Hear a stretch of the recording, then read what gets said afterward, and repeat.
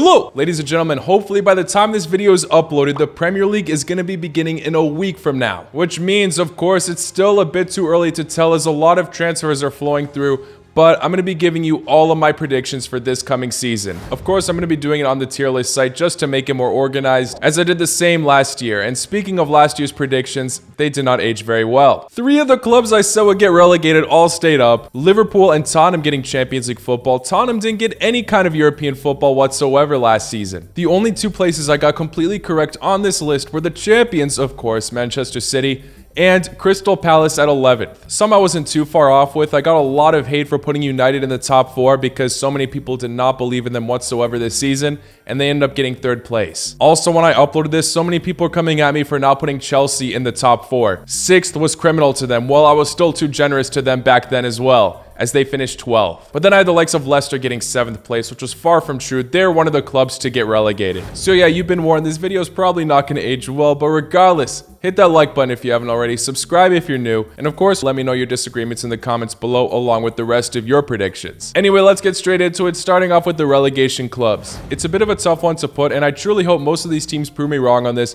but at 20th, I'm going to go for Luton, 19th, Sheffield United, and then at 18th, Wolverhampton. Starting off with my reasoning for Luton Town, I absolutely love the story that this club has produced over the past few years. Many people love to go on about Luton's home ground, Kenilworth Road, and how it could be a potential fortress for them, as top clubs will not be used to playing in that atmosphere. They still had an impressive season without a doubt in the championship, but they finished 3rd, 10 points behind Sheffield United. So far, they have brought in a few interesting players such as Ryan Giles, Izak. Their striker Carlton Morris scored 20 goals last season in the championship, so maybe he can continue his run on form, but they do have the least valuable squad out of any of the Premier League clubs this season. That does not mean everything, obviously, and it should not ruin their confidence. But for my personal prediction, I just don't see them doing it. I truly hope I'm wrong though, and they have another season to remember. Now moving on to Sheffield United. The biggest talking point about Sheffield is how they'll be able to adapt without one of their star men from last season, Iliman Ndiaye, as he has gone to Marseille. He's racked up a ridiculous amount of goals and assists last season, and now in the forward position, they're left with the likes of Oliver McBurney, Brewster, and just signed Traore from Swedish club Häcken. He was very much informed there before picked up by Sheffield with 14 direct goal contributions in 14 matches. We'll see if he can adapt to the Premier League, but he's very young, just 20 years old, so maybe he will lack a bit of experience. Regardless though, the main position I'm worried about for this club is their attack. The defense, however, can definitely be hit or miss. They actually have a lot of quality players there with the likes of Bosnia's Ahmed Hodzic and just picking up American center back Austin Trusty. Sheffield can easily have some surprising matches this season, but I am going for them to finish 19th, which means I'm going for 2 newly promoted teams to go back to the championship. And then for that final relegated team, Wolverhampton. I've seen a lot of other people predict that Wolves will fall down this season, and unfortunately,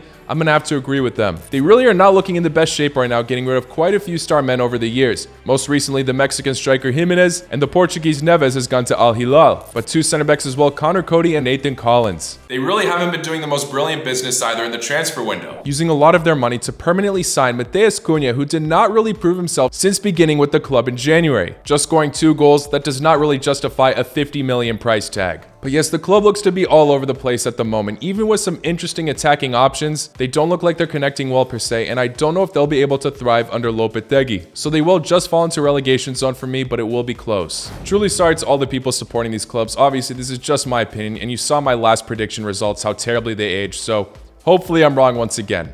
Anyway, let's move on to the clubs that I think will not get relegated, just avoid it. At 17th, I'm going for Nottingham Forest, 16th, Everton, and 15th, Bournemouth. First, taking a look at Nottingham Forest, they surprised many people to even stay up this season. I know a lot of my predictions aged terribly, but something I got to give myself credit for last season is that I said that they would stay up. And I'm going to have to go for it again, saying that there will be no second season syndrome. Last season, they really seemed to struggle when they first brought in all of their new signings, but eventually they figured it out and pulled off some great results to just keep them up. Will the likes of Alenga be able to make a difference at this point of his career where he must prove his quality once again? I'll say things slightly work their way through all the way to the end. Of course, rough patches on the way, but at the end, they will be happy to stay in the Premier League for a 2nd season in a row. But moving on to Everton, yeah, I'm saying they have another disappointing year, but instead of finishing 17th, they'll finish 16th. Everton appointed Dyche halfway through the season, and he saved them from ultimately having a failure of a year, but only just. It really went down to the final match day. Everton also just escaped relegation the year before. Besides appointing a new manager, I guess, halfway through last season, they don't really seem to make any major fixes. Just continue to hoping for the best for the next season. Something massive that will be changing for them though is the stadium that they will be playing in next season. So it would be insane if the first season they play there, they are in the championship. But I do think they'll make memories at that new stadium their first year while they are in the Premier League, just not in the most convincing way. I'm very curious to see how their new signing Danjuma gets on. I'm sure he'll have some great moments this season and could provide help for Calvert-Lewin, but not revolutionizing the club's entire year. And then for Bournemouth, who I put at 15,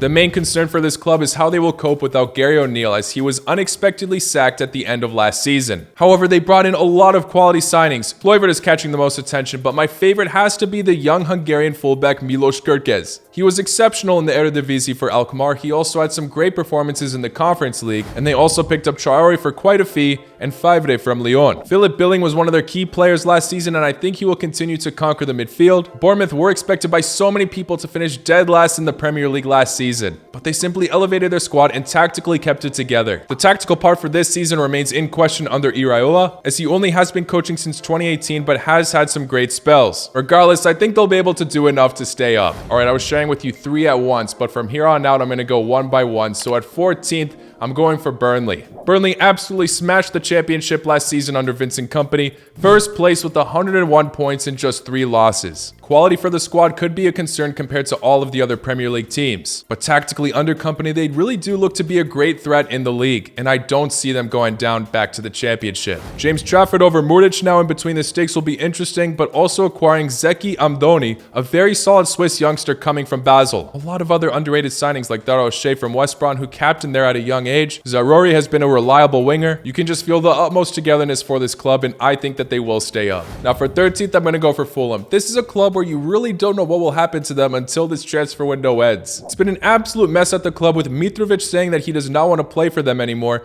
but at the same time Fulham insisting he isn't going anywhere. Along with Willian just renewing his contract, and straight after doing so is now stating he wants to join a club in Saudi Arabia. If Mitrovic goes, they'll have Raul Jimenez to rely on. As I stated, he is departing from Wolves, but it might not be enough firepower up top as his form has dropped a bit. There are pros though, such as Bassi signing from Ajax, who will definitely add quality to the back line. I could see it where they start off poorly, but then sort of work their way up to a more reasonable position, and they finish at 13th place. Alright, for 12th place, I'm going to be choosing one of the clubs I got correct last season, Crystal Palace. This club could easily lack firepower in the attack this season, with Zaha departing to Galatasaray. They are about to acquire the Brazilian Mateus França from Flamengo, and they did pick up the Colombian Jefferson Lerma for free, but Mateus might lack that experience as he's still very young. But regardless, they still have a lot of attacking reinforcements. Maybe they can improve with one more signing, but Crystal Palace in recent years always come out a mid-table club, so I'm saying they get 12th, and the worst they do is 14th or 15th. Now for 11th place, I am going to choose West Ham. The biggest talk for West Ham is how they will cope without their captain Declan Rice, as he has just gone to Arsenal. And at the time of this recording, they haven't made a single transfer. Despite having a disappointing campaign last year in the Prem, I know they won the Conference League, which is incredible, but in the Prem, they were just outside relegation a few times. They finished 14th at the end, stayed up, and I think that season was a massive wake-up call for many players, as there's just so much quality on this team even without the likes of Declan Rice. I really do think they should do just a bit better than the year before. The Conference League victory proves that these players may have dropped some consistency domestically, but they still fall under pressure well, and I think they will do a tad bit better. Not qualifying for Europe, but 11th seems right. At 10th, I've gone for Brentford. Their biggest problem right now is the fact that they do not have Ivan Toney for the first half of the season. This could mean we see a lack of goals from them early on, but I simply do trust their manager Thomas Frank to continue their rise to glory. They did not get European football, but 9th last season is still so impressive for the club, and they still have a lot of quality up top, with Bryant Mbuemo looking the most deadly. Their solid backline also gained the Irish youngster Nathan Collins. I have faith that they can pull off yet another solid season. Now for 9th place, I'm picking one of the quote-unquote top 6 clubs, Tottenham. Tottenham is a mystery right now. I mean, literally at the time of this recording, in real time, Fabrizio Romano claims Harry Kane's future will be decided in 24 hours. Will he go to Bayern Munich or stay at his beloved club? It's definitely a massive factor, as apart from Haaland obviously, Kane did score the most goals in the Premier League last season. Son was out of form last season, but he recently came out saying he was injured for a good chunk of the year. Also on the wing now they have Solomon.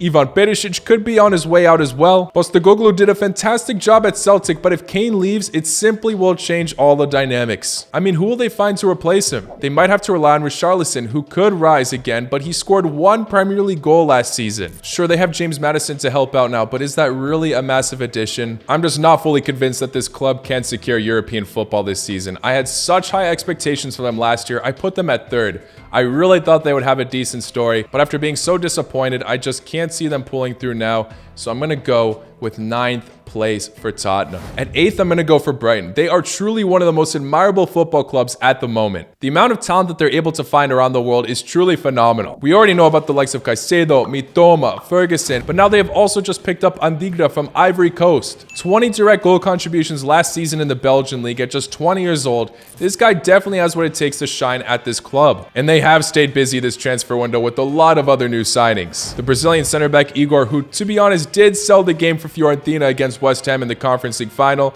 the Hull from Dortmund for free, James Milner for free, Bart Verbruggen for 20 million, João Pedro from Watford, McAllister just went to Liverpool, and Caicedo is heavily rumored to go to Chelsea, which would be a loss, but it would not change the foundation of what this club has been building the past few years. They simply adapt and overcome every obstacle they face. Perfect example is losing Graham Potter last season as he took the Chelsea job. Many thought it would be the end for Brighton, but De Zerbi has brought on his own wisdom and wonderfully for such a talented squad. I think once again Brighton will have a very impressive season, just not qualify for Europe this time around.